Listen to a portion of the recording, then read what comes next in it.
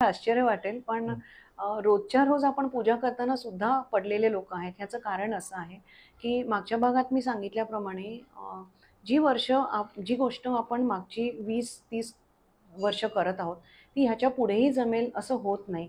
बरेचदा कसं असतं की देवघर हे उंचावरती असतं आणि काही जण देवघर साफ करताना किंवा पूजा करताना एखादं छोटं स्टूल घेऊन त्याच्यावर उभं राहून पूजा करत असतात.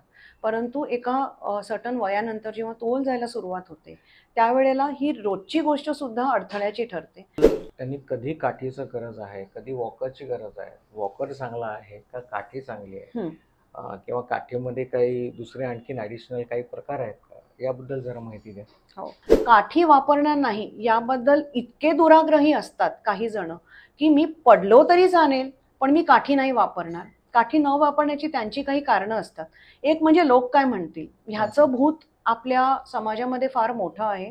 फिजिओथेरपिस्टकडे जेव्हा पेशंट येतात तेव्हा दोन गोष्टी आम्ही करतो. एक म्हणजे बॅलन्स असेसमेंट आणि दुसरं म्हणजे exercises for improving the balance. आता बॅलन्स असेसमेंट म्हणजे काय की पेशंटचा बॅलन्स कसा आहे, तो इम्प्रूव्ह होतोय की नाही आणि त्या पेशंटला दुसरी काही ज्याला आम्ही म्हणतो वॉकिंग एड्स, काठी आहे किंवा वॉकर आहे ह्याची गरज आहे की नाही.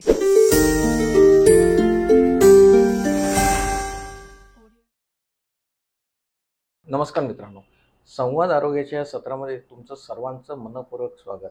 आपण गेले 2 सत्र काय पाहतोय की वरिष्ठ नागरिकांनी स्वतःची काळजी कशी घ्यायची आणि त्याचबरोबर त्यांच्या आजूबाजूला त्यांची जी मुलं आहेत, नातवंड आहेत, त्यांनी कोणती काळजी घ्यायची जेणेकरून त्यांचा जो तोल जातोय किंवा त्याच्यामुळे त्यांना इजा होतोय ती आपल्याला कमी करायची. म्हणून आज 3ऱ्या सत्रामध्ये सुद्धा डॉक्टर नाडकर्णी आपल्याबरोबर. नमस्कार मॅडम. नमस्कार. गेले 36 वर्षाचा अनुभव त्यांना आहे आणि गेले कित्येक वर्ष बोरिवली ईस्टमध्ये काटा रोड नंबर 5मध्ये त्यांची स्वतःची प्रॅक्टिससुद्धा आहे. त्यांना बरेच अनुभव आलेले आहेत.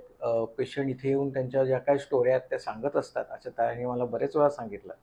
तर आज मला त्यांना विचारायचं की मॅडम, देवाची पूजा करताना आपल्या संस्कृतीमध्ये देवाची पूजा फार महत्त्वाची असते.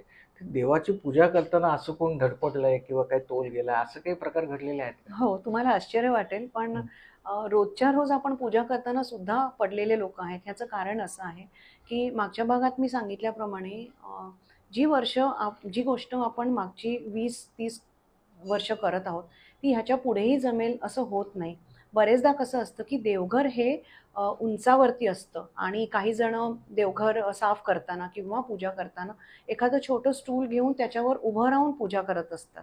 परंतु एका सर्टन वयानंतर जेव्हा तोल जायला सुरुवात होते त्यावेळेला ही रोजची गोष्ट सुद्धा अडथळ्याची ठरते. मुळात ज्येष्ठ नागरिकांनी वरती चढूच नये, कुठच्याही करण्यासाठी वरती चढू नये.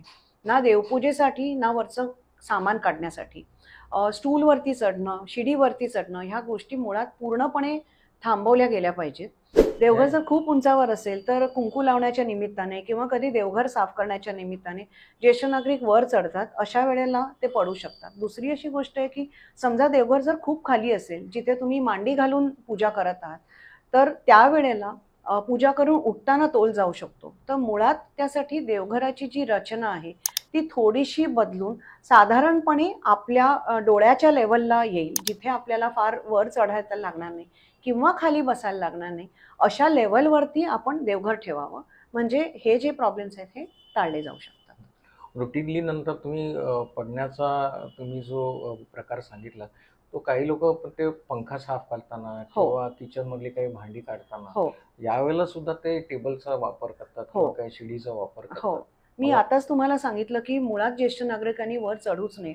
तर वर चढायची गरज कशाला लागते की काही जी भांडी वगैरे असतात किंवा काही ज्या गोष्टी असतात ज्या काही सणासाठी लागतात त्या वरती ठेवल्या जातात. मुळात आपण जेव्हा आपलं वय वाढतं त्यावेळेला वयाच्या प्रत्येक टप्प्यावरती आपण थोडे थोडे बदल करत आणावेत आणि त्याचबरोबर घरातली भांडी किंवा इतर ज्या वस्तू आहेत त्या कमी करत आणाव्यात. काही गोष्टी वरती लॉफ्टवरती अशासाठी ठेवल्या जातात की खाली ठेवायला जागा नसते. मुळात आपण थोडंसं मिनिमायझेशन करावं, घरातल्या वस्तू कमी कराव्यात आणि वर्षभरात ज्या गोष्टी आपल्याला लागणार आहेत त्या अशा लेवलवरती ठेवाव्यात जिथे आपल्याला चढायची गरज लागणार. गरज. जर समजा गरज लागलीच तर आपण मदतनीसांची किंवा आपल्या नातलगांची मदत किंवा घ्यावी. मेड म्हणा किंवा जी कोण कामाची हो, बाई आहे त्यांची मदत घ्यावी. पण स्वतः आपण वरती चढून साफसफाई किंवा एखादी गोष्ट काढणं हे करू नये. हे फारच धोक्याचं ठरू शकतं. ओके. ज्यांचा तोल जातोय असं जेव्हा क्लिनिकमध्ये तुमच्याकडे येतात त्यावेळेला मला वाटतं तुमचा पहिला ॲडवाईस जो असतो तो आयदर त्यांनी स्टिक वापरावी किंवा काठी वापरावी हो, किंवा आपलं हे वापरावं, काय म्हणतात, वॉकर. वॉकर वापरावं. त्याबद्दल त्यांनी कधी काठीचं गरज आहे, कधी वॉकरची गरज आहे, वॉकर चांगला आहे का काठी चांगली आहे, किंवा काठीमध्ये काही दुसरे आणखीन ॲडिशनल काही प्रकार आहेत का, याबद्दल जरा माहिती द्या. हो, याबद्दल मी थोडं विस्ताराने बोलते. माझ्या इतक्या वर्षाच्या अनुभवात मी बघितलेलं आहे की जेव्हा म्हणजे मी इथे मुलांचाही उल्लेख नाही करत आहे. मी ॲज अ फिजिओथेरपिस्ट मी पेशंटला असेस केलेलं आहे, त्याचा बॅलन्स कसा आहे ते बघितलेलं आहे. आणि त्यानंतर मी जर काठी त्यांना ॲडवाईस करत असेल तर 10 मधले 8 पेशंट वापरत नाहीत. ओके. मुळात ते क्लिनिकमध्येच मला सांगतात की मी काठी वापरणार नाही आहे किंवा मला काठीची गरज नाही आहे किंवा मी ह्याला धरून चालतो. पण मुळातच अगदी 10तले 1 किंवा 2च व्यक्ती काठी वापरतात. आणि माझा अनुभव असा आहे की मी एखाद्या पेशंटला सांगितलं की काठी वापरा किंवा घरातल्या घरात वॉकर वापरा तर ते वापरत तर नाहीच. पण 3 ते 4 महिन्यांनी त्यांची मुलं येऊन नंतर मला सांगतात की मॅडम तुम्ही सांगितलं होतं की काठी वापरा किंवा वॉकर वापरा, आईने ती वापरली नाही, ती पडली आणि तिला फ्रॅक्चर झालं किंवा लिगामेंट इंजुरी झाली. मागची बरीच वर्ष मी या भागात प्रॅक्टिस करत आहे, त्याच्यामुळे 3 पिढ्या मला ओळखतात बरेचदा कुटुंबांमध्ये. त्यामुळे ज्येष्ठ नागरिक, त्यांची मुलं आणि त्यांचीही मुलं माझे पेशंट असतात. तर फार दुर्दैवाची बाब आहे की ज्या मी आता गोष्टी तुम्हाला ह्याच्या आधी सांगितलेल्या आहेत त्या इतक्या सरळ सोप्या आहेत, परंतु तरी सुद्धा ज्येष्ठ नागरिक त्याकडे कानाडोळा करतात. काठी वापरणार नाही याबद्दल इतके दुराग्रही असतात काही जण की मी पडलो तरी चालेल पण मी काठी नाही वापरणार. काठी न वापरण्याची त्यांची काही कारणं असतात. एक म्हणजे लोक काय म्हणतील ह्याचं भूत आपल्या समाजामध्ये फार मोठं आहे. दुसरं ते असं म्हणतात की मी काठी वापरतोय तर मला फार म्हातारं झाल्यासारखं वाटतं. अजूनही मी तरुण आता आहे. हो, आणि आता हे जे वाक्य आहे मी फार म्हातारा नाहीये, हे मी 60 वर्ष ते 90 वर्ष ह्या एज ग्रुपमध्ये मी ऐकलेलं. म्हणजे 90 वर्षाची व्यक्ती सुद्धा मला सांगितलेली आहे की माझं काही एवढं वय झालेलं नाहीये. मुळात आपण जेव्हा सिनियर सिटीजन होतो त्यावेळेला सरकारने जी काही आपल्याला फॅसिलिटीज दिली त्या आपण वापरतो आहोत. पण सिनियर सिटीजन आपण आहोत हे आपल्याला एक्सेप्ट कधी बरेचदा झालेलं नसतं. हट्टीपणा होतो बरेचदा तो हट्टीपणा ओव्हर कॉन्फिडंट असतो की बाबा मला अजून काही गरज नाही. पण ह्यात मला एक फार महत्वाची गोष्ट सांगायची आहे. जे ज्येष्ठ नागरिक आज 80 ते 90 वर्षामध्ये आहेत त्यांचा जन्म एक साधारण आपण म्हणू शकतो की 1934 ते 1944च्या दरम्यान झाला असावा. आणि त्यावेळच्या समाजस्थितीप्रमाणे लग्न लवकर होत आणि मुलं सुद्धा लवकर होत असत. त्याच्यामुळे जर एखादी 85 वर्षाची व्यक्ती असली तर त्यांचं जे मुलगा किंवा मुलगी आहे ते स्वतः 65च्या आसपास पोचलेलं असतं. अशा परिस्थितीमध्ये जर तुम्ही पडलात तर तुमची काळजी घेणारी व्यक्ती आहे ती स्वतः सुद्धा एक सिनियर सिटीजन आहे आणि त्यांची खालची जी पिढी आहे ती बरेचदा सेटल झालेली नसते. ही सँडविच जनरेशन आहे. तर तुम्ही तुमच्या दुराग्रहाने पडलात तर त्याचे जे परिणाम आहेत ते तुम्हाला तर सहन करायला लागतीलच, पण तुमच्या पुढच्या पिढीला आणि तुम्ही एक मोठा संदर्भ घेतला तर पूर्ण कुटुंबावरती त्याचे परिणाम होतात. त्याच्यामुळे कृपा करून मी काठी वापरणार नाही असा दुराग्रह करू नका. बरेचदा मी बघते की लोक रस्त्यावरून चालत असतात आणि रस्त्यावरती पार्क केलेल्या गाड्यांना धरून चालत असतात. अशा वेळेला ती गाडी जर पुढे सरकली तर ते सिनियर सिटीजन पडू शकतात. बरेचदा आपण बघतो की घरामध्ये चालताना सुद्धा लोक खुर्चीला टेबलला धरून चालतात. आता एक केस माझ्याकडे अशी आली होती की मी त्यांना सांगितलं होतं घरात वॉकर वापरा, पण त्यांचा आग्रह होता की मी वॉकर वापरणार नाही. त्यांनी चालता चालता पडद्याला धरलं आणि पूर्ण पडदा कर्टन रॉड सकट ते खाली पडले. म्हणजे त्यांना इंजुरी तर झालीच पण तो रॉड सुद्धा त्याच्यावरती पडल्यामुळे ती इंजुरी जास्त झाली. तर मुळात तुम्ही जेव्हा घरात चालताना इकडे तिकडे जर हात जरी लावत असाल तर ते पहिलं इंडिकेशन आहे की निदान तुम्ही एका फिजिओथेरपिस्टकडे जाऊन चेक करून घ्यावं की तुमचा बॅलन्स व्यवस्थित आहे की नाही. बरोबर आहे. दुसरी गोष्ट अशी आहे की तुम्ही एकापेक्षा जास्त वेळ जर घसरून पडला असाल तर ते सुद्धा एक दुसरे इंडिकेशन आहे की तुम्ही स्वतःचा तोल किंवा बॅलन्स हे चेक करून घ्यावं. आणि तिसरी फार महत्वाची गोष्ट, कुठच्याही डॉक्टरने कुठच्याही फिजिओथेरपिस्टने जर तुम्हाला सांगितलं असेल की तुम्ही वॉकर किंवा काठी वापरा तर माझी हात जोडून विनंती आहे की त्यांचा जो सल्ला आहे त्याला मान द्या आणि काठी किंवा वॉकरचा वापर करा. ह्याच्यामुळे आपण बऱ्याच गोष्टी, बऱ्याच ज्या इंजुरीज आहेत, त्याच्यात फ्रॅक्चर झाली, त्याच्यात मेंदूला लागणारा मार आला, या बऱ्याच गोष्टी अगदी सहजपणे आपण टाळू शकतो. त्याच्यामुळे मी वॉकर वापरणार नाही, मी काठी वापरणार नाही, मला काठीची गरज नाहीये, मी त्याच्याशिवाय सुद्धा चालू शकतो, असे दुराग्रह कृपा करून करू नका. ओके. काठीच्या बाबतीत झालं तर त्याला हल्ली मला वाटतं बऱ्याच काठ्यांना थोडेसे लाईट्स पण असतात. हो, आता ज्या लाईट वेट काठ्या आल्या आहेत त्याला एक बेल्ट पण असतो, ज्या बेल्ट मधून हात घालून तुम्ही काठी धरू शकता. म्हणजे काठीवरचा तुमचा हात जरी सुटला तरी त्या बेल्टच्या सहाय्याने ती काठी तुमच्या हातावरच राहते, ती पडत नाही. अशा काठ्या बऱ्याच लाईट वेट असतात, त्या ई-कॉमर्स साईटवरती खूप इझिली अवेलेबल असतात. त्याचं जे हँडल असतं त्याच्या समोरच्या बाजूला एक लाईट असतो, म्हणजे जर ज्येष्ठ नागरिक बाहेर जर गेले तर ते आणि संध्याकाळच्या वेळेला समजा लाईट्स नसले तर तिथे तुम्ही लाईट लावून सुद्धा त्याचा वापर करू शकता. इथे मला अजून एका गोष्टीचा उल्लेख करायचा आहे की बरेचदा काठी जी असते ही तुमच्यासाठी कमी आणि समोरच्या व्यक्तीसाठी जास्त वापरली जाऊ शकते जेव्हा तुम्ही रस्त्यावरून चालत आहात. म्हणजे एखादं सिनियर सिटीजन, इव्हन तुम्ही आता समजा मी गाडी जर चालवत असेल आणि एखादी व्यक्ती काठी घेऊन जर रस्ता ओलांडत असेल तर आपोआप माझा पाय ब्रेकवरती जाईल. तर काठी जी आहे ही समोरच्या व्यक्तीला अलर्ट करते की एक अशी व्यक्ती येते की जिचा तोल जाऊ शकतो, तर त्याला आपण आपटू नये किंवा तिच्या थोडंसं बाजूने जावं किंवा थोडा वेळ थांबावं आणि त्या व्यक्तीला जाऊ द्यावं. त्याच्यामुळे काठीचे हे दोन फायदे आहेत. एक तर तुम्हाला एक त्याचा सपोर्ट मिळतो आणि दुसरी जी समोरची व्यक्ती आहे ती अलर्ट होते. आता काठी केव्हा वापरावी आणि वॉकर केव्हा वापरावा, किंवा यांच्यासाठी काठी चांगली आहे आणि यांच्यासाठी वॉकर चांगला आहे, असं काय गणित आहे का? खरं तर हे डिसिजन आम्ही पेशंटला बघूनच ठरवू शकतो. असं न बघता सांगणं थोडंसं कठीण असतं. पण मी थोडंसं ॲडव्हान्टेजेस आणि डिसॲडव्हान्टेजेस सांगते की वॉकर जो असतो तो घरच्या घरी वापरायला सोयीचा असतो, पण बाहेर जाताना वॉकर वापरणं हे थोडंसं कठीण असतं. कारण आपल्या भारतामध्ये लिफ्ट जरी असली तरी लिफ्टपर्यंत जायला 1 ते 2 पायऱ्या निगोशिएट करायला लागतात. तर तिथे वॉकर वापरणं थोडंसं अडचणीचं जातं. तर मी असं म्हणेन की थोडा जर काठीवरती काही डिस्टन्स मॅनेज होत असेल तर काही पेशंट असेल जे घरच्या घरी वॉकर वापरू शकतात आणि बाहेर काठी वापरू शकतात, किंवा जर तोल जास्त जात असेल तर तुम्हाला दोन्ही ठिकाणी वॉकरची गरज लागू शकते. वॉकर जर वापरणार असाल तर माझं असं सजेशन आहे, वॉकर हे 3 पद्धतीचे येतात.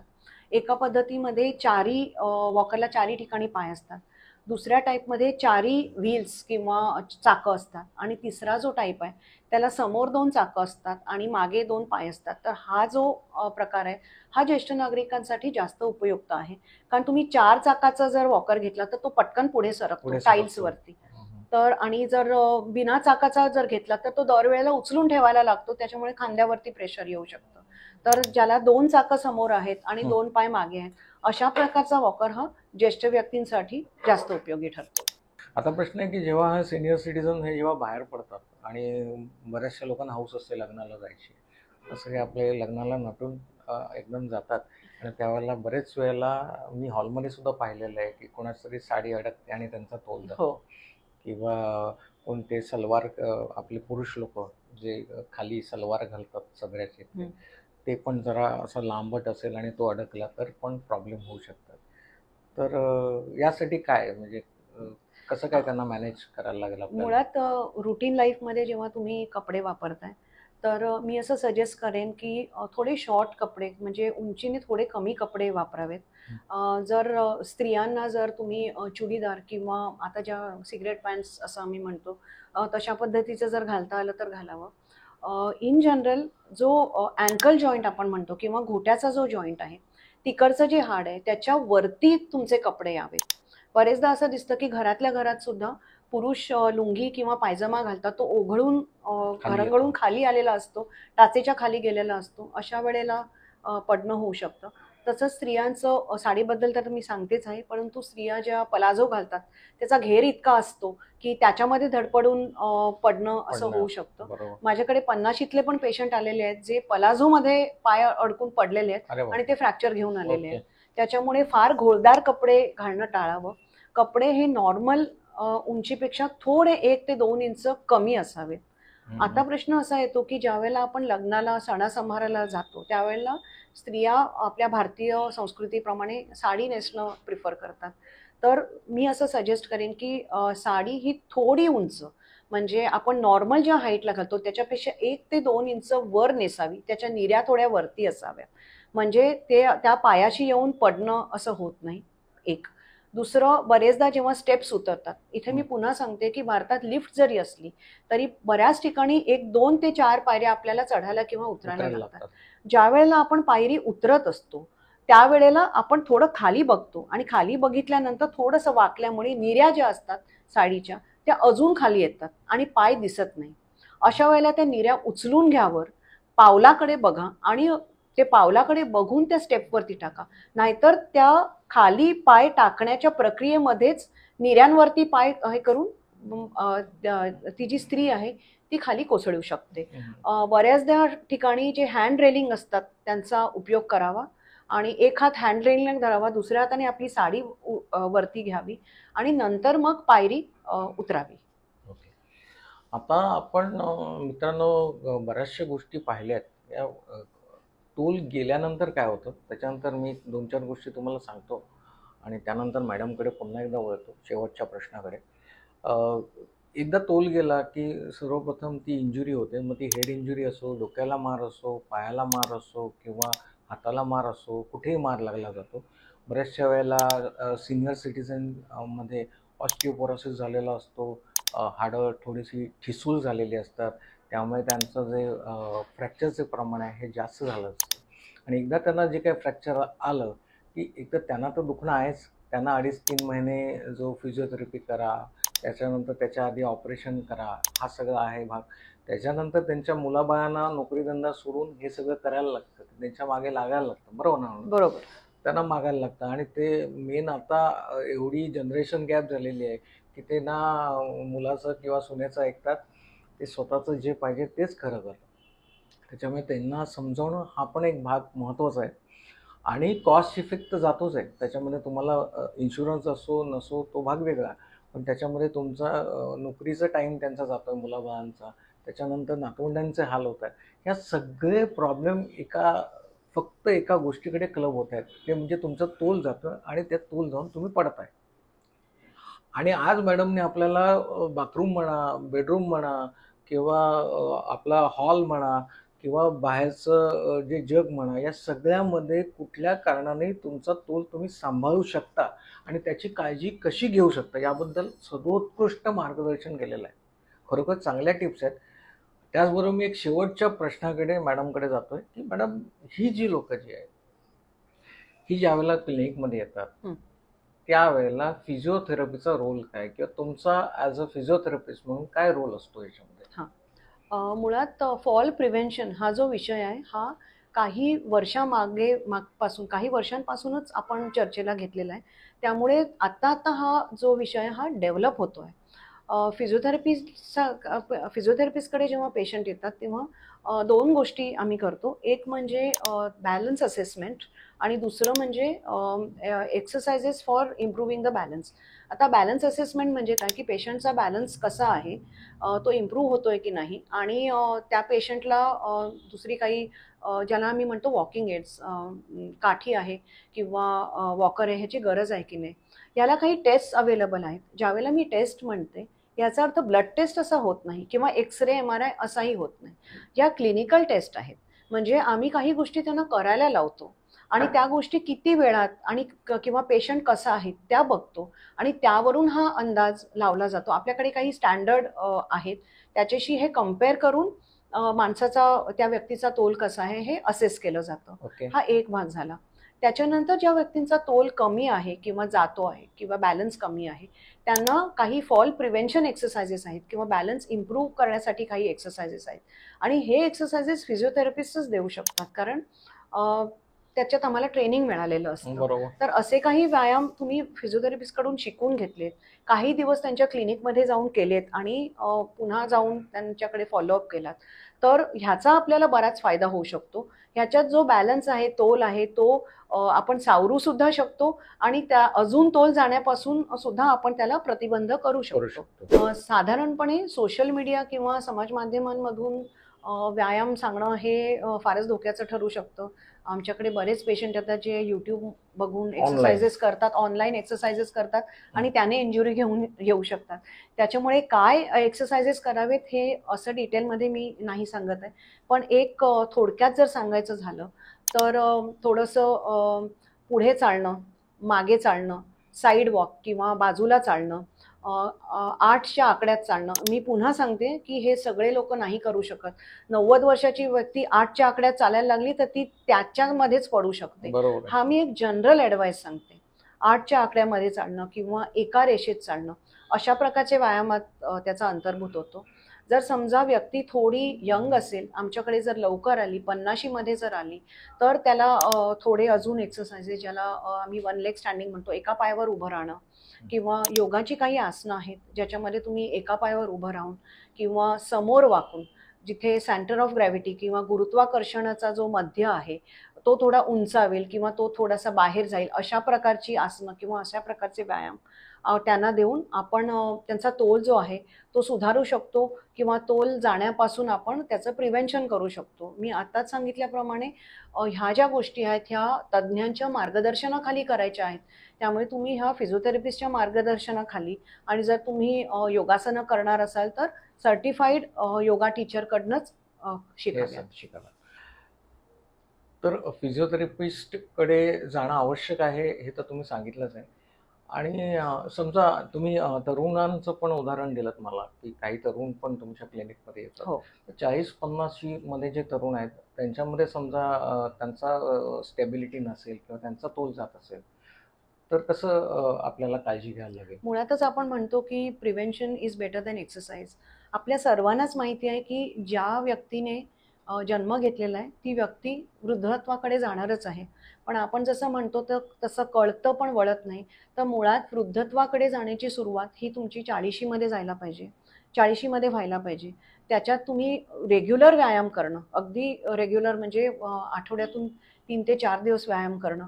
त्याच्यात तुमचं सायकलिंग असेल, जॉगिंग असेल, रनिंग असेल, बॅडमिंटन खेळणं असेल, जशी तुमची प्रवृत्ती आहे, जसं तुमचं लायकिंग आहे त्याप्रमाणे. त्याचप्रमाणे स्ट्रेंथ ट्रेनिंग करणं हे फार महत्त्वाचं असतं. आपल्याकडे बहुतेक पेशंट स्ट्रेंथ ट्रेनिंग करत नाहीत.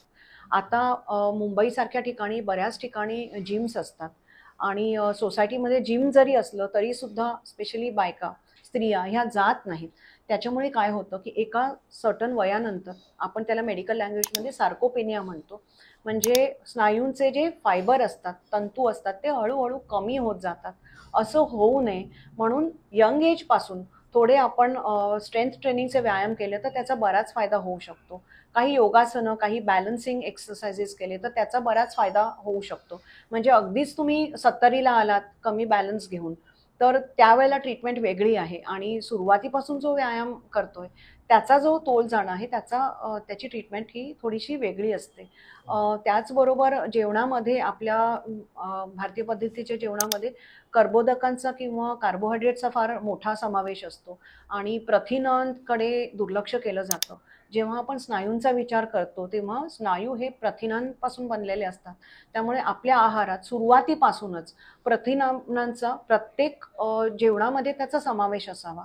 स्ट्रेंथ ट्रेनिंगसाठी तुम्हाला जर जिममध्ये जायचं नसेल तर तुम्ही तुमच्या डॉक्टरच्या किंवा फिजिओथेरपिस्टच्या सल्ल्याने काही वजनं घरात ठेवून सोपे व्यायाम तिथे करू शकता.